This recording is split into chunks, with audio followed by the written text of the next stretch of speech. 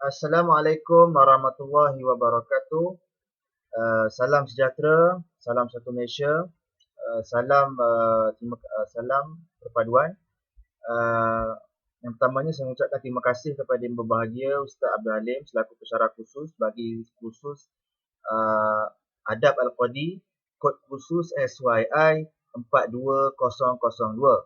Okey, Fakulti Pengajian Kontemporari Islam, Ijazah Sarjana Muda, Pengajian Islam Syariah lah dengan kepujian semester 3. Nama saya ialah Muhammad Nazham bin Muhammad Nizam, nombor matrik 054628. Ini ialah email saya dan ini ialah nombor telefon saya. Dan pensyarah kanan Pusat Pengajian Syariah, pensyarah khusus saya ialah Yang Berbahagia Ustaz Abdul Halim Awang Sulong. Okey, jadi apa yang sedang saya lakukan sekarang ini iaitu tugasan pembentangan berdasarkan tajuk yang diberikan kepada saya, iaitu tajuk pengkhususan tugas qadi pada pihak tertentu. Okey, baik. Jadi kita faham dalam kerja tugas qadi ini ataupun kerja hakim ini bukan untuk, dia tidak hanya skopnya itu ada dikecilkan. Skop perbahasannya, skop kes yang dia bicarakan itu ada limit dia. Sebab secara asasnya kita faham, hakim ni juga merupakan seorang manusia biasa. Manusia biasa ada keterbatasan waktu. Dia ada batas waktu, masa dia terhad. Ya, sebab bukan nak fikir hanya keperluan untuk pengadilan sahaja. Tetapi yang perlu dipikirkan juga ialah dirinya, dia pun ada keluarga dan sebagainya. Jadi faktor itu satu hal. Faktor demografi, salah satu kawasan itu dengan kesnya tiap-tiap hari yang kita dengar, macam-macam kes yang berlaku, itu tak termasuk lagi kalau yang kes jenayah profil tinggi, lagilah macam-macam nak kena buat, nak kena menunggu saksi dan sebagainya. Jadi kat situ kita faham lah bahawa qadi ini bukan senang sebenarnya, dan dalam proses ini pihak pemerintah selalunya ghalibnya dia ada meletakkan pengkhususan, dan pengkhususan ini juga merujuk kepada mahkamah-mahkamah lah, jenis mahkamah yang sebenarnya bidang kuasanya tertakluk pada peruntukan-peruntukan yang telah digubal di Parlimen. Okey. Jadi kita sambung kepada pengenalan, ya. Pengenalan. Tadi kita faham, saya dah terang tadi, tugas seorang hakim ni memang diukur begitu banyak lah. Setiap hari macam-macam kes. Kalau kita baca berita, media-media masa sekarang ini, macam-macam kes. Ya, kes langgar lagi lah, kes pemandu mabuk lah, kes rogol orang lah, dan pelbagai-bagai kes. Ya, itu kalau kes itu satu hal, kes macam-macam, kes rasuah, kes melibatkan pembunuhan anggota perkhidmatan awam. Jadi ini masalah sebenarnya, ya, nak perlu inquest dan sebagainya, itu satu hal lah. Jadi kita ulama fuqaha telah mensyarahkan benda ini, dan disebut sebagai tadilah dalam kitab Nizam Al-Qada disebut sebagai takhsis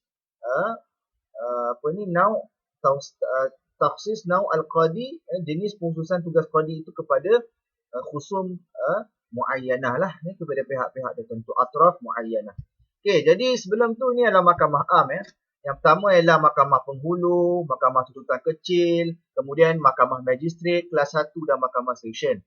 Jadi ini turutan dia lah. Kemudian ini mahkamah bawah lah, mahkamah atasan yang ni, start mahkamah tinggi, pergi kepada mahkamah rayuan dan mahkamah persekutuan. Ini mahkamah am lah, maknanya mana-mana individu boleh dibicarakan dalam mahkamah ini, ya, melibatkan kes sivil dan jenayah lah. Okey, yang seterusnya ialah kalau tadi di Semenanjung, kalau ini di Sabah Sarawak lah. Diorang tak ada mahkamah penghulu, diorang terus dengan mahkamah tuntutan kecil, pergi ke mahkamah magistrat kelas 1, mahkamah seksyen, dan ini mahkamah bawah, ni mahkamah atasan, di mana mahkamah tinggi Borneo lah. Macam mana kita dengar dalam berita baru ini ialah kes cabar, keputusan yang dibuat oleh bekas Ketua Menteri Sabah, iaitu Syafiq Abdal. Jadi kat situ dia namakan Mahkamah Tinggi Kota Kinabalu. Kes itulah. Jadi Mahkamah Tinggi ni dia ada juga peruntukan dia berdasarkan satu kawasan, itulah nama dia, bawa kepada Mahkamah Rayuan dan Mahkamah Persekutuan. Okey. Kemudian kita masuk kepada jenis-jenis mahkamah. Mahkamah yang pertama ialah mahkamah khas raja-raja. Jadi mahkamah khas raja-raja ni ialah melibatkan kesalahan dilakukan oleh Yang di-Pertuan Agong, sultan-sultan atau raja-raja negeri atas perihal peribadi baginda lah.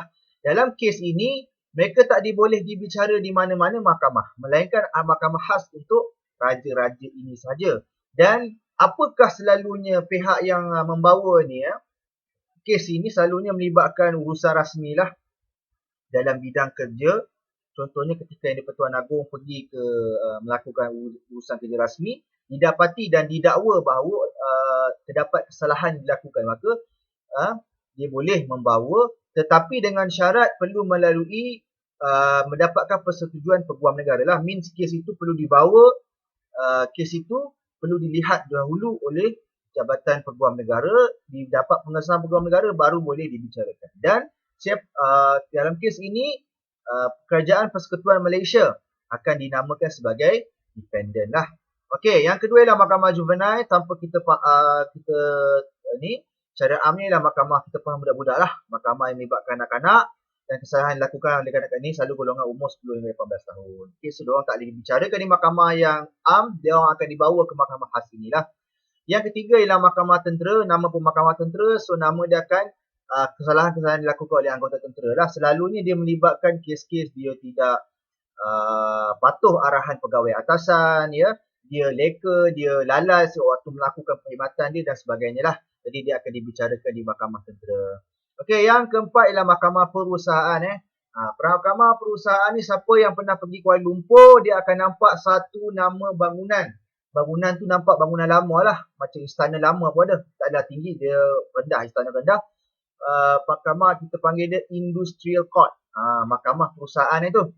Jadi apakah perbalahan yang berlaku pihak perusahaan dalam bidang perusahaan melibatkan pihak majikan atau para pekerja atau kesatuan pekerja. Jadi dalam kes ini, inilah yang boleh. Tapi sebelum itu, sebelum mereka boleh bawa kes ini ke mahkamah perusahaan, mereka perlu melalui Kementerian Sumber Manusia, melalui dari pengarah perhubungan perusahaan lah. Okey, dan pengarah perhubungan perusahaan ini akan membawa kepada pihak menteri untuk mendapat pengesahan sama ada kes ini boleh kita nak bicarakan di mahkamah ataupun sebaliknya. Kalau tak dapat pengesahan menteri, kes itu tak boleh diselesaikan di mahkamah lah, diselesaikan di peringkat kementerian situ saja. Okey, yang kelima ialah Mahkamah Bumiputera. Nama pun Bumiputera tapi ia hanya berada di Sabah dan Sarawak, tidak berada di Semenanjung. Selalunya mahkamah ini memang kesalahan berkaitan adat resam kaum Bumiputera Sabah dan Sarawak. Apa-apa kesalahan yang dilakukan oleh mana-mana kaum, seperti contoh banyak kaum di sana seperti kaum Kadazan Dusun ke, Murut ke, Iban ke, Kadazan Dusun ke dan sebagainya, maka disitulah akan mereka dibicarakan di mahkamah ini, mahkamah khas. Maka kalau contohnya nak bawa dia melanggar undang-undang adat perkahwinan dalam satu kaum itu, maka dia tak boleh dibicarakan di mahkamah mahkamah session ke mahkamah majistret kelas 1, tidak. Dia akan dibicarakan di mahkamah khas, itu mahkamah Bumiputera lah. Yang keenam, mahkamah syariah, dan ini adalah mahkamah syariah ditubuhkan di bawah enactment Pentadbiran Agama Islam bawah negeri. Jadi kita fahamlah syariah ni melibatkan orang Islam saja dan mengikut perundangan-perundangan Islam, akta-akta selalunya dalam negeri. Di wilayah persekutuan pun ada juga, kita pun ada peruntukan itu, jadi tidak ada masalah seperti IFLA, peruntukan untuk melibatkan undang pewarisan dan sebagainya. Okey. Jadi ini adalah Istana Kehakiman. Inilah gambar Mahkamah Persekutuan dan merupakan mahkamah rayuan yang paling utama dan berbentuk pengisytiharan lah. Di sinilah Mahkamah Persekutuan, mahkamah paling tinggi. Okey. So maksudnya tak ada dah boleh apa-apa keputusan boleh dicabar di sinilah, keputusan muktamad.